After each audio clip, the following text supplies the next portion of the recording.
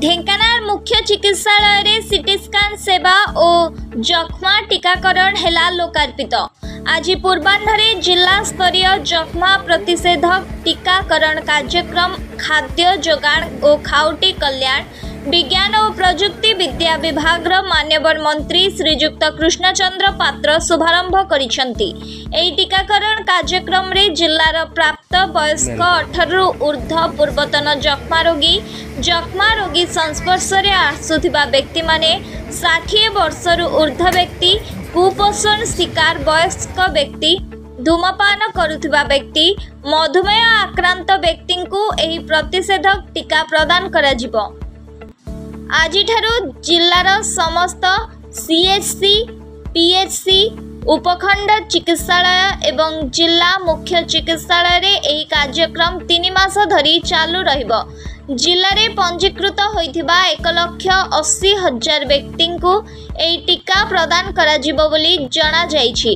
या परे मान्यवर मंत्री मुख्य चिकित्सालय रे पीपी मोड रे स्पंदन डायग्नोस्टिक एजेंसी द्वारा परिचालित सीटी स्कैन सेवा व्यवस्था को लोकार्पित करिसेंती। मुख्य चिकित्सालय रे हेबाकु थिबा ए मागणा सीटी स्कैन सेवा द्वारा जिलावासी विशेष भावरे उपकृत हेबे बोली कही से खुशी व्यक्त करिसेंती।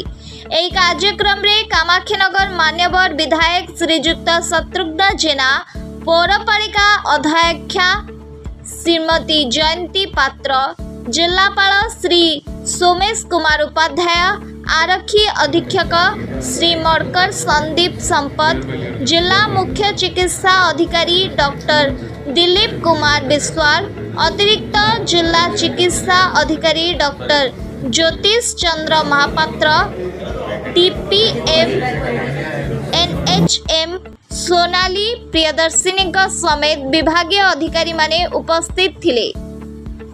Bureau report Dhenkanal news. Dhenkanal रे सब सुविधा धीरे धीरे करा जाउची। सीटी स्कैन मशीन आज आउ स्टार्ट हैला। वर्तमान मागणा रे लोक माने सीटी स्कैन सुविधा पाइबे। आउ आमे चाहूचु ढेंकानाल मेडिकल रे सब सुविधा अवेलेबल हो। एमआरआई मशीन मध्य आनिया पय आमे चेष्टा चलैछु एवं ढेंकानाल मेडिकल को मेडिकल कॉलेज रो मान्यता मिलबा पय मध्य मान्यवर मुख्यमंत्री ऑलरेडी कहिसेंती जे ढेंकानाल जिला रे हबो मेडिकल कॉलेज, तेणु निश्चित भाव में यार सुविधा लोक माने पाइबे। आज बीएचएस ढेंकानाल रे गोटे भलो सुविधा लोकन को पय उत्सर्गित हैला। मान्यवर मंत्री फूड एंड सिविल सप्लाईज एवं ट्रांसपोर्ट टेक्नोलॉजी से इनॉग्रेट कले सीटी स्कैन एवं आज देवघर ढेंकानाल जिलार समस्त ढेंकानाल बासी माने गोटे सुविधा पाई पारे। 24/7 आमर सीटी स्कैन फैसिलिटी चलो एवं आज तार उद्घाटन है। या सहित आज एडल्ट बीसीजी वैक्सीन रो मध्य उद्घाटन होची। ए गोटे सर्वभारतीय प्रोग्राम एथिरे हमें ढेंकानाल जिला मध्य सामिल हेची, तेनु सेटा को मध्य हमें इनॉग्रेट करू।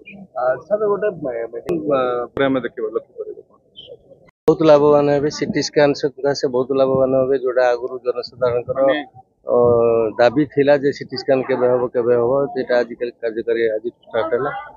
निश्चय उपकृत हेबे काना हमर रिफरल भी कमी जीवो। जोटा किछि डिफेक्ट न बाहरला आमे तांको रिफर करेबोनी। जोटा को स्ट्रोक पेशेंट उडा एमआरआई पई मध्य दाबी अछि। एमआरआई टा डिस्ट्रिक्ट लेवल रे प्राय गवर्नमेंट टेकअप करिनी। आगो सीटी स्कैन टा टेकअप करछि। सब जिला भी कभर हेनी। प्रथम पर्यायर 3टी जिला को दिया हैतला, देवगढ़, नुआपड़ा और नवरंगपुर। एथरक आम जिला पाली पड़ी हेगला। सेटा कभर हैला परे गोटे गवर्नमेंट डिसाइड करिवे जे अल्ट्रासाउंड मशीन हम अछि अस्पताल केनता को वर्तमान काम कार्यक्रम नै अल्ट्रासाउंड काम करूची। केवल ऑब्स्टेटिक टेस्ट गुडा का हमें देखु जोटा मैटरनल ये गुडा। अन्य जनरल टा हमर एक्सरे रेडियोलॉजिस्ट नाहंती जे थिले पळेले एसबी रे असिस्टेंट प्रोफेसर पोस्ट पाई पळेले। सेति वैकेंसी अछि। आमे भी गवर्नमेंट को जणाई देछु। हम निहाती जते शीघ्र पोस्टिंग करिया को जणे रेडियोलॉजिस्ट। सर आ गोटे प्रश्न होची ढेंकानाल रक्तदान सेंटर रो जो अधिकारी अछंती तांको नारे बहु अभियोग आछि एवं କ୍ୟାମ୍ପ ରେ ମଧ୍ୟ କମିବାର ଅଭିଯୋଗ ଆସୁଛି ବ୍ଲଡ କଲେକ୍ସନ କରିବାର ଏବଂ ବ୍ଲଡ କଲେକ୍ସନ ପରେ ଯୋଉ ଥାଲାସେମିଆ ପେସେଣ୍ଟକୁ ମଧ୍ୟ ବ୍ଲଡ ଠିକ ସେ ମିଳୁନି ବୋଲି ଅଭିଯୋଗ ଆସୁଛି ସାର୍ ରହୁନାହାନ୍ତି। ଯୋଉ ଅଭିଯୋଗ ଗୁଡ଼ା ଅଛି ମୁଁ ବି ଫୋନ୍ ଆଉ ଲିଖିତ ଆକାରରେ ପାଇଛି। ଆମେ ଡାକିଛୁ DMMS ମୁଁ ଏଇଟା ଏଇ ଯୋଉ ପ୍ରୋଗ୍ରାମ ସକାଶେ ଟିକେ ଆମେ ବିଜି ଥିଲୁ ସେଟା ଆମେ ବସିକିରି ସେଟା କରିବୁ।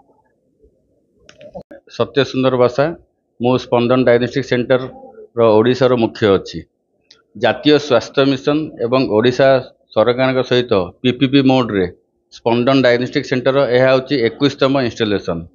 या पर आहरी 4टा डिस्ट्रिक्ट रे आमर यही CT स्कैन उपलब्ध हम।